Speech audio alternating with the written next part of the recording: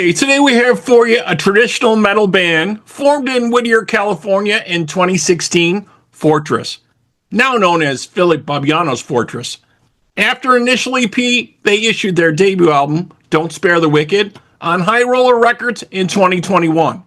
Here to chat with us about the new album, Death Is Your Master, let's welcome Fili Bibiano. Hi, Fili, how are you? I'm doing good. How are you?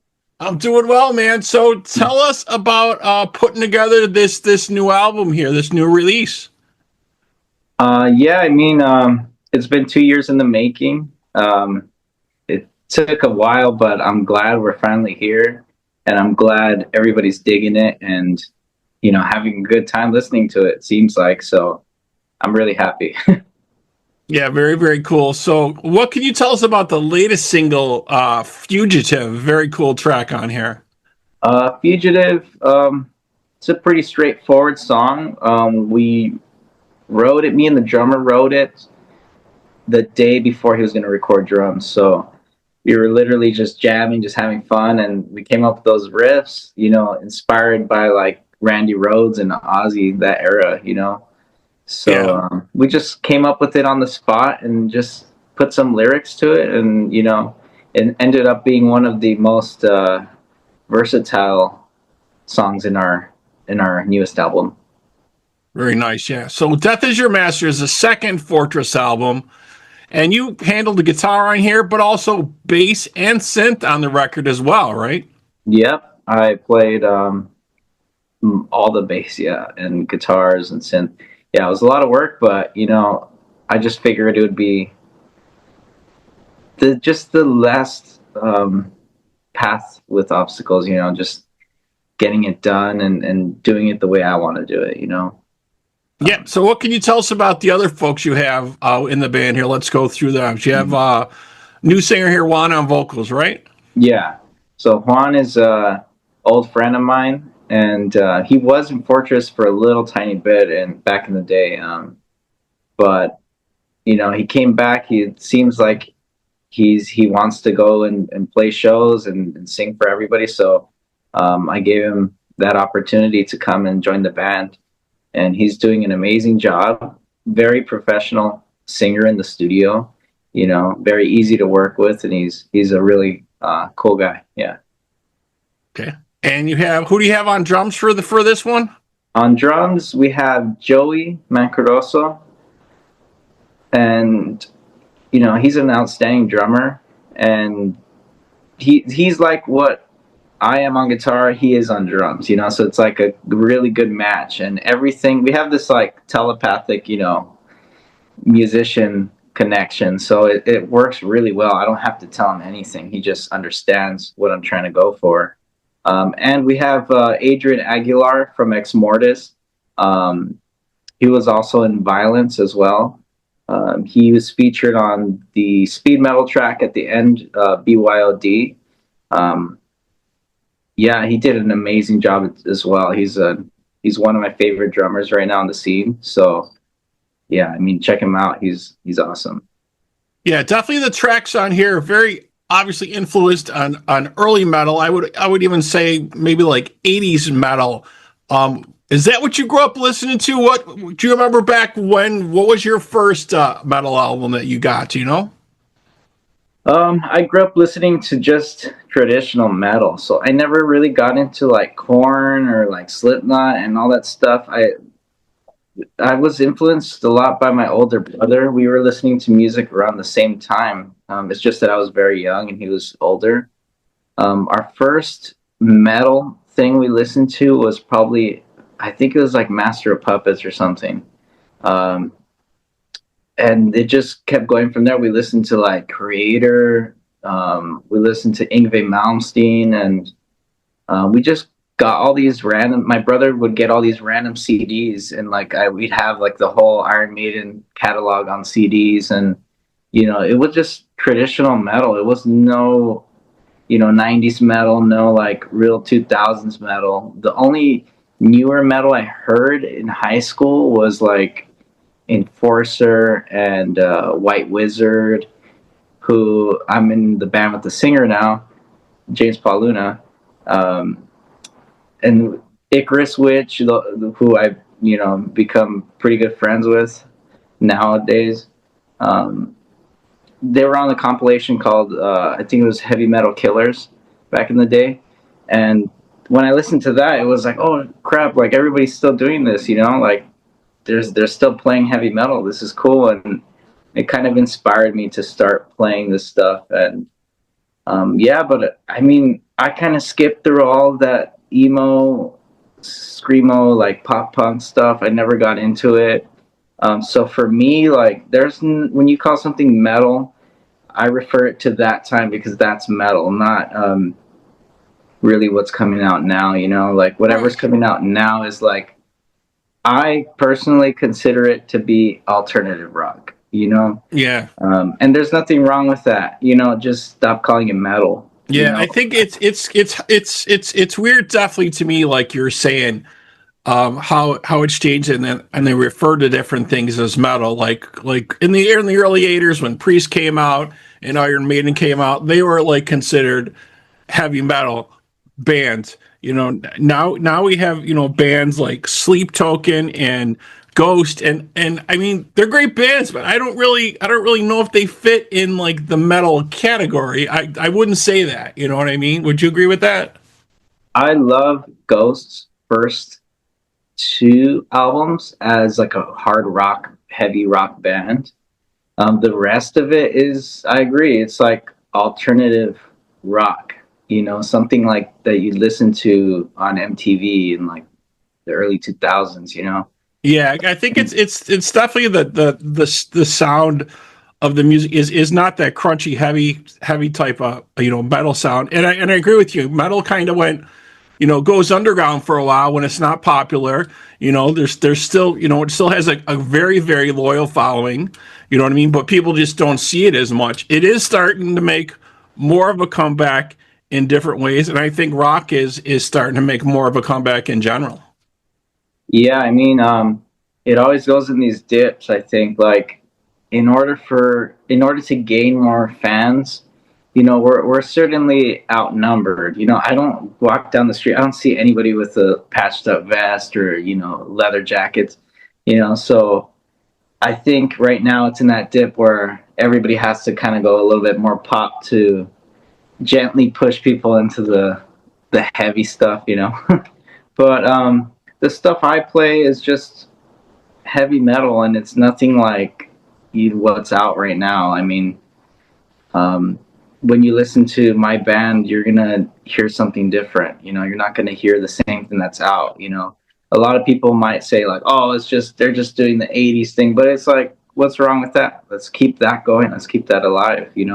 Anything else we do is not really metal. Yeah, So I don't know how they yeah, when people when people complain about like, oh, they're just copying Iron Maiden, they're just copying Judas Priest, they're copying Halloween. Oh, we love all those bands. To us that's a compliment. But at the same time, it's like, do you want to hear that, or do you want to hear something poppy and new? Like, right. It is very poppy, definitely, especially in the U.S. Now, in other countries, it's not like that. Like you go to the UK and these different places, right? In Ireland and Belfast, they like the heavier music. You know what I yeah, mean? It's not poppy stuff over there. It's just because it's what's popular at the moment here. You know what I mean? And you know how that comes around, goes around, type of thing. hmm And so another thing I was reading about you, like many other guitarists, Richie Blackmore is a big influence on you. Why do you think his style and sound has inspired so many folks? Because a lot of people really look to him as inspirational. You know what I mean? And he went through different sounds, for Rainbow and different things like that, and Deep Purple. So, what do you think he's inspired so many musicians? I think it's the image, first of all, what you see and what you don't know about him. He's very mysterious, and he doesn't really like. You're kind of like looking at everybody else, and then you look at him. You don't know anything about him. He's playing all these cool things. I think that's the first thing that people are attracted to. The second thing is the playing. It's very classical, and it has a good blend of classical and blues that inspires me, and it kind of teaches me to combine those two things and make it something that people can enjoy in rock music and not just straight up be classical music, because there is a fine line between playing classical music and then playing classical mixed with rock. And I think he blends it in perfectly for that era. And I think it's just learning guitar. He's a very important figure. His solos are very educational. He's invented so many things that we take for granted. He kind of spawned Yngwie Malmsteen. So Right. You mentioned him earlier, and with the classical thing, right? He dances on that line all the time. yeah, Yngwie but Malmsteen, he still knows how to blend those two things together. Even though his stuff is more, a little bit more complex and more like violinish, his stuff is it's inspirational as well, because it takes you. Richie Blackmore is a great guitarist and great soloist, but Yngwie takes it to the next level where he adds more speed, more accuracy, and takes it to things you never knew were possible on the guitar, kind of like Eddie Van Halen did. I think Yngwie took it to the next level. Yeah, he was definitely a standout when he came out. Those first couple albums were killer. Nobody was doing stuff like that when they came out. No, I mean, aside from Uli John Roth, who was still doing heavy rock, Yngwie was doing more heavier stuff like metal, and I think he was influenced by like some of the thrash and metal bands out, because you could tell like it's just heavier. Like the riffs are heavier. Everything about it's heavier than what he was inspired by. So yeah, definitely some great stuff. So back to your stuff. So the band's debut album, Don't Spare the Wicked, received a lot of great reviews, and the new album here, That Is Your Master, as well, has some outstanding tracks on here. Some of the standouts for me, I would say, Flash and Dagger, Savage Sword, and Blackest Night, which I'm thinking might be hearkening to Richie, maybe, possibly. I'm not sure. Yeah, I mean, that song, actually, for me in my head, when I was coming up with that song, I was leaning more towards like Adrian Smith for that one. From Iron Maiden, yeah. From Iron Maiden, and just because he's an inspiration to me. Like I said, I'm like, everything that I write is not a direct copy of these people.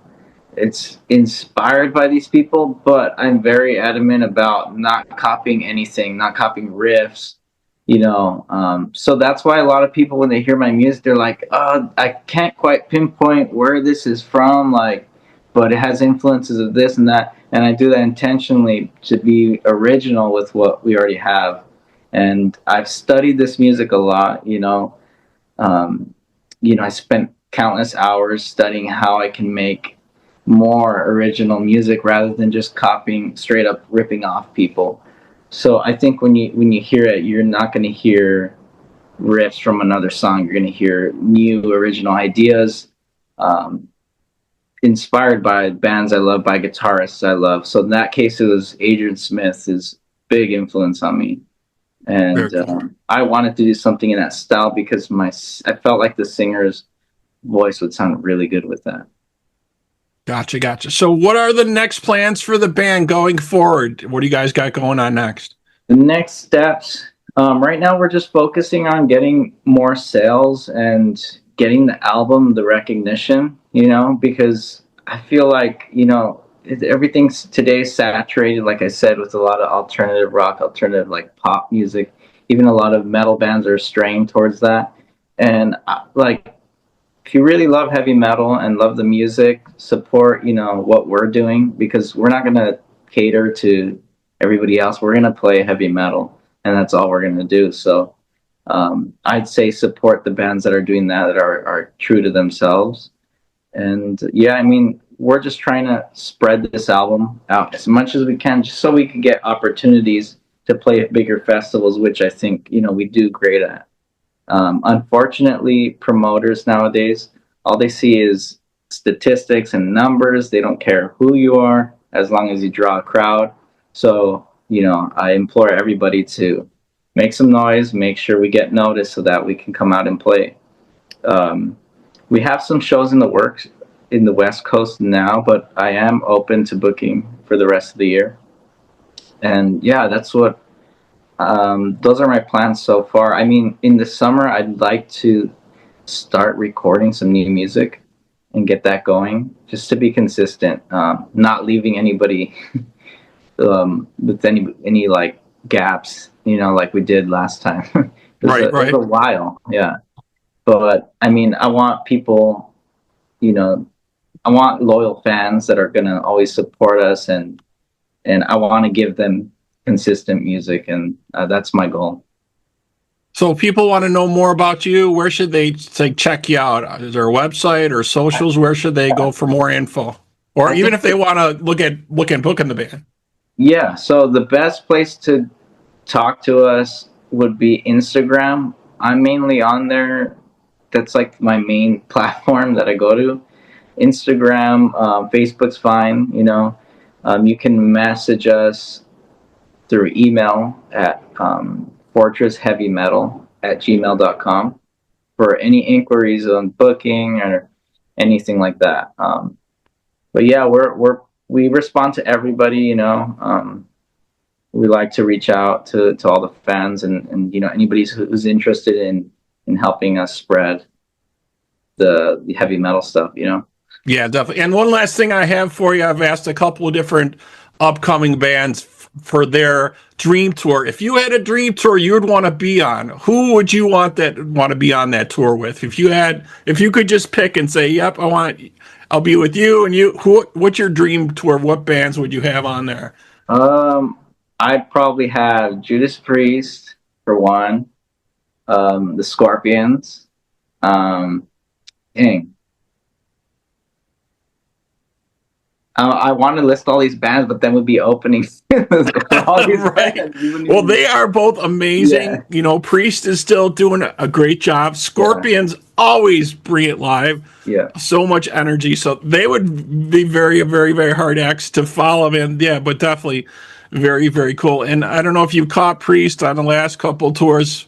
Definitely, yeah, that's been great. I've seen the Scorpions and Priest pretty recently, so I love going to see them. I'm a big fan of metal, so I'm always going to the shows, Excellent. Well, we so appreciate speaking with you today, man. Best of luck on the new release and on upcoming tour dates, man. All right. Thank you, man.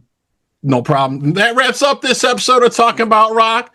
Thank you to my guest today, Fili Bibiano from Fortress.